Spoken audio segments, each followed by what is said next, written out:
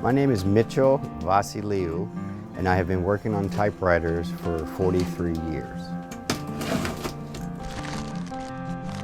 I started actually officially repairing them in the Navy.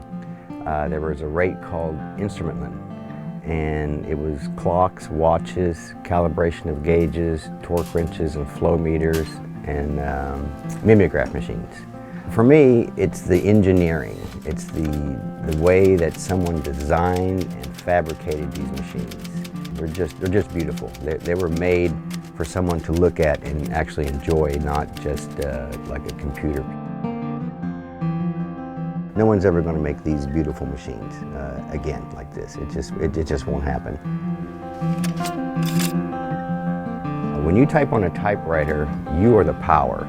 It's an extension of your mind to your fingertips, to the paper, to the clack, to the ribbon, and you hear the type bar hit that ribbon in the paper. If someone types something, it's kept.